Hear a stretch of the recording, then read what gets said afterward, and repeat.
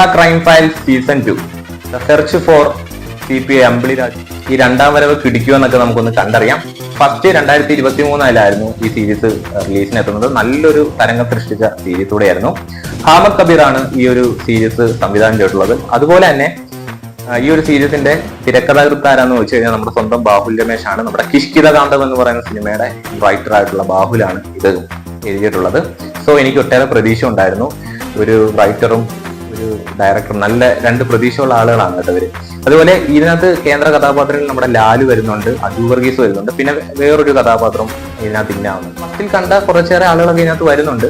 അതുപോലെ തന്നെ ഇതിനകത്ത് നമ്മുടെ ഇന്ദ്രൻ സേട്ടൻ, ഹരിശ്രീ അശോകൻ, അങ്ങനെ ഒട്ടേറെ കഥാപാത്രങ്ങൾ ഇങ്ങനെ പോവുകയാണ്. പറഞ്ഞ ഇന്ദ്രൻ സേട്ടനെയൊക്കെ സ്ക്രീനിൽ കണ്ടപ്പോൾ വളരെ ഒരു എന്താ പറയാ, ആ മനുഷ്യനൊക്കെ എന്താണ് ഈ കാണിക്കുന്നത്. ഇത്രയും വർഷം, എത്ര വർഷം കഴിഞ്ഞാലും അദ്ദേഹത്തിന്റെ ഒരു റിയാക്ഷൻസിന്റെ പൊന്നു മക്കളെ, ഇപ്പൊ വരുന്ന ഒരു ആക്ടർക്ക് ഇല്ലാത്തൊരു ഒരു ഒന്നും പറയാനില്ല, വേറെ ലെവലാണത്.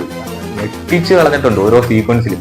അപ്പം നമുക്ക് സീരീസിലേക്ക് പോവാം. ടൈറ്റിൽ പറയുന്ന പോലെ തന്നെ Kerala crime file CPO അമ്പിളിരാജുവിന്റെ മർഡറാണ്. CPO അമ്പിളിരാജുവായിട്ട് എത്തുന്നത് വേറെ ആരുമില്ല, നമ്മുടെ ഇന്ദ്രൻ സേട്ടനാണ്. ഇദ്ദേഹം ഒരു സാഹചര്യത്തിൽ മിസ്സിംഗ് ആവുകയാണ്. എങ്ങനെ പോയി എന്താന്ന് ഒരു രേഖയില്ല. ഇദ്ദേഹം എങ്ങനെ മിസ്സിംഗ് ആയെന്നുള്ള ഒരു ഇതുമില്ല. ഇത് അപ്രതീക്ഷിത സാഹചര്യത്തിൽ അമ്പിളിരാജു മിസ്സിംഗ് ആവുന്നു. ഉണ്ടാവുന്ന ചില സംഭവ വികാസങ്ങളൊക്കെ തന്നെയാണ് കേരള ക്രൈം ഫയൽസ് പറയുന്നത് തന്നെ. പിന്നെ ഈ പോലീസുകാരെ ഒരു വളരെ ഒരു ടച്ച് ചെയ്ത് പോകുന്ന രീതിയിലാണ് നമുക്ക് ഇത്. അതായത് ഓരോ സ്റ്റേഷനിലേക്ക് പോകുന്നു, അവിടെ എത്തുന്നു, കേസ് കണ്ടുപിടിക്കുന്നു, അങ്ങനെയൊക്കെയുള്ള കുറച്ച് സംഭവങ്ങളൊക്കെ ഇതിനകത്ത് വരുന്നുണ്ട്. ഇതിൽ വളരെ ഒരു ഡിഫറെൻ്റ് ആയിട്ടുള്ള അനുഭവമായിരുന്നു കേരള ക്രൈം ഫയൽസ് സീസൺ 2 നൽകിയത്. അതുപോലെ തന്നെ ഡയറക്ഷൻ മേഖലയിലും എന്നാ ടൈപ്പ്